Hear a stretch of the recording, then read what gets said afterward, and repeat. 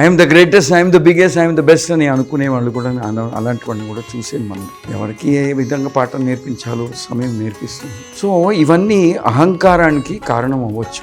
ఏదైనా సరే అహంకారానికి కారణం అవుతుంది అంటే దాన్ని కొంచెం జాగ్రత్తగా మనం గమనించాలి. నిప్పు లాంటిది అది. ఎన్నో అబద్ధాలు చెప్తుంటే మన మీదే ఎవరో ఆ అబద్ధాలే మళ్ళీ ప్రయోగిస్తారు. సంపాదించడం, భోగభాగ్యాలు అనుభవించడం తప్ప. ఇస్కాన్ దీనిపైన ఏమంటుంది ప్రభుజీ? చాలామంది ధనికులు కూడా భక్తులుగా ఉన్నారు మన ఇతిహాసంలో. రాజమహారాజులుగా ఉన్నారు. మన రఘువంశంలో చూడండి, కురువంశంలో చూడండి, భక్తుల వంశాల్లో చూడండి. పరీక్షిత్ మహారాజ్, అంబరీష్ మహారాజ్, ధ్రువ మహారాజ్, ప్రహ్లాద్ చాలా ధనికులు. కుబేరుడు కూడా కృష్ణుడు భక్తుడే. దేవతలందరూ కృష్ణుడు భక్తులే.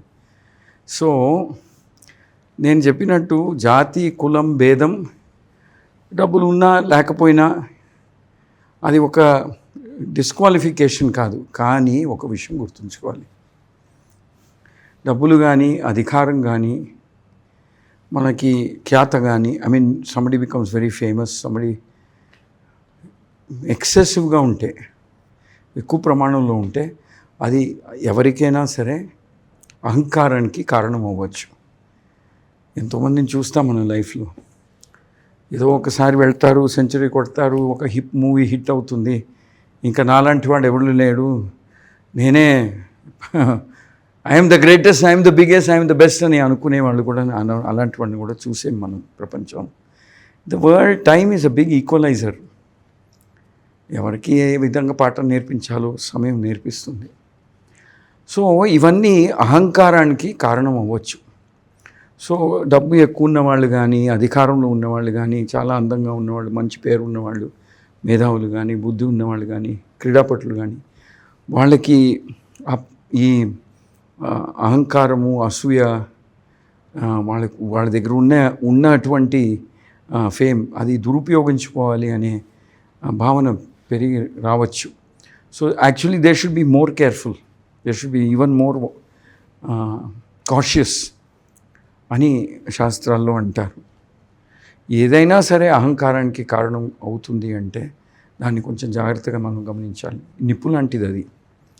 నిప్పు సరిగ్గా ఉపయోగించుకుంటే we can use it for cooking everything. But if you are careless it can burn us. We can be destroyed completely. So one has to be careful. So దానికి చిన్నప్పటి నుంచే సంస్కారం అనేది ఉంటే, ఏదో పంచతంత్ర కథలని ఇవన్నీ అవన్నీ కర్మ సిద్ధాంతం అని అలాంటివన్నీ చదువుకుంటూ వచ్చి ఈ భక్తి మార్గంలో కొంచెం నా దగ్గర ఉన్నదన్నీ భగవంతుడి సేవకు ఉపయోగిస్తే నాకు మంచిది, భగవంతుడు ప్రసన్న అవుతాడు, సమాజానికి మంచిది, నా పితృలు కూడా మంచిది అనే భావనతో ఉన్నవాళ్ళు they can pass both test. అతివృష్టి అయినప్పుడు బతుకుతారు, అనావృష్టి ఉన్నప్పుడు కూడా బ్రతుకుతారు. They will pass the test of both extremes. ఎక్కువ ఉన్నప్పుడు కూడా they will stay as devotees, ఏమీ లేనప్పుడు కూడా భక్తులుగానే ఉంటారు. సో ఆ సంస్కారం అనేది కావాలి, భక్తి అనేది కావాలి. చూడండి, మనుషులైనా సరే, జంతువులైనా సరే ఏదో కొంచెం భోగభాగ్యాలు అనుభవిస్తాం. కానీ దీంట్లో వచ్చిన సమస్య ఏంటంటే మితిలో ఉండాలి. Everything should be under moderation. బాగుంది అని చెప్పి అదే చేస్తూ కూర్చుంటే అది ఒక రకమైన సమస్య అవుతుంది. ఇది నేను అధికారం ఉంది అని విచ్చలవిడిగా ఇష్టం వచ్చినట్టు నేను ప్రవర్తిస్తానంటే అదొకలాంటి సమస్య వస్తుంది. భోగభాగ్యాలు ఎంతవరకు మనకి మంచిది. నాలిక తింటున్నప్పుడు రుచికరంగా ఉంటుంది అని చెప్పి ఉన్నదంతా తింటూ ఉంటాము, ఎప్పుడూ తింటూనే ఉంటామంటే మీకే తెలుసు దాని పరిణామం ఏమవుతుందో అనేసి.